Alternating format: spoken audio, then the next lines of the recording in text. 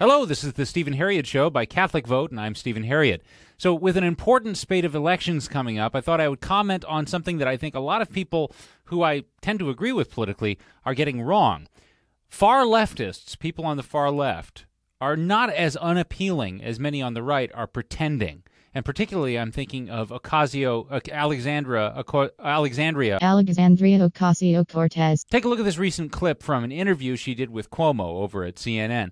I think she did better than we're willing to admit. What do you think? We need to spend a lot more time talking about the issues that Americans care about and the issues that are going to get more money in the average American's pocketbook and less money spent on totally expensive health care and education. I think at the end of the day, we see that this is not a pipe dream. Every other developed nation in the world does this. Why can't America? And that is the question that we need to ask. We have done these things before. We write unlimited blank checks for war. We just wrote a $2 trillion check for that tax cut, the GOP tax cut, and nobody asked those folks how are they going to pay for it. So my question is, why is it that our pockets are only empty when it comes to education and health care for our kids? Why are our pockets only empty when we talk about 100% renewable energy that is going to save this planet and allow our children to thrive? We only have empty pockets when it comes to the morally right things to do. But when it comes to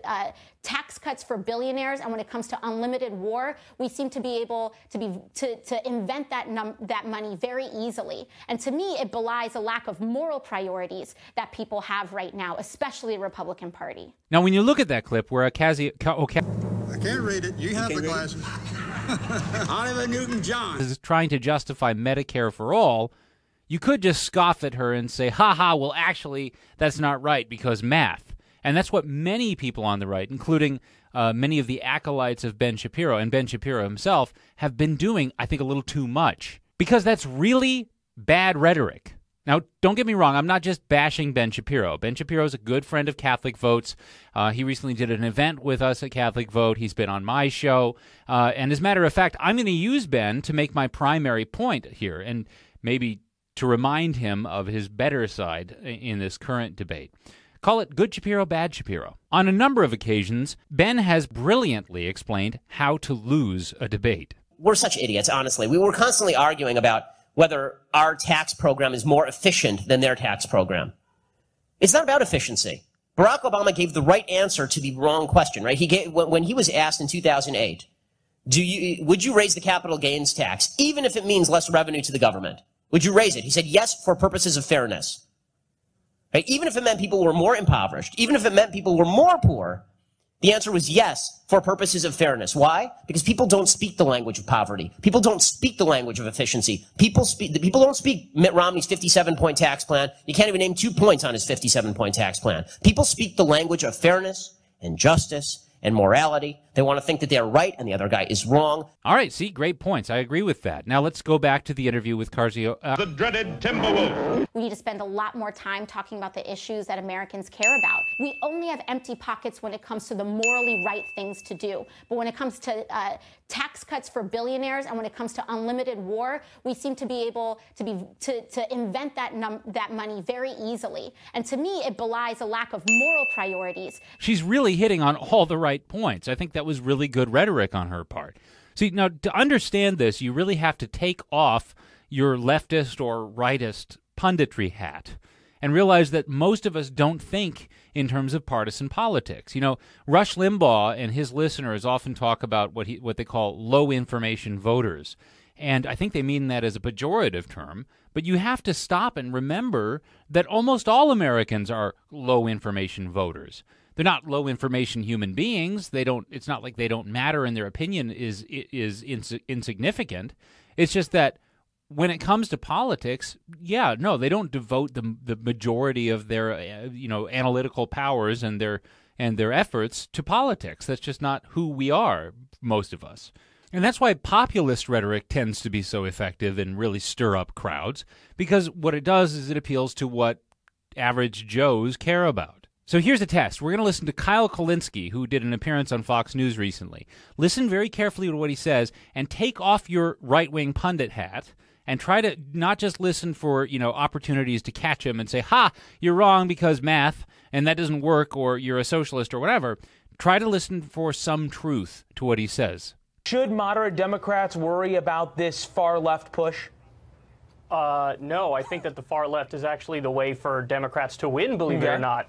So when you look at the polls and you look at all the substantive policy issues, the American people overwhelmingly support Medicare for all, for example. They overwhelmingly support free college. They overwhelmingly want to end the wars. So when you go issue for issue, the American people are actually with the far left. And in fact, President Trump, when he ran in 2016, stole some of those issues. He ran against the wars. He ran against the trade deals. If anything, and Kyle, you might have a point. He also said he wasn't going to touch any of the entitlements, Social Security or Medicare. You make a good point in terms of where the Democratic Party is headed. Jeff Bezos has over $100 billion at the same time that we have 60,000 homeless veterans in this country and 400,000 homeless Americans. And the American people, again, to go to the polls, overwhelmingly want to raise taxes on the rich, overwhelmingly want to raise taxes on Wall Street and corporations. I'm talking about 58% of Americans. So if your strategy is to defend the rich, by all means, go right ahead. Chris, and I'm guessing you just really hope that Cori Bush is the future of the Democratic Party.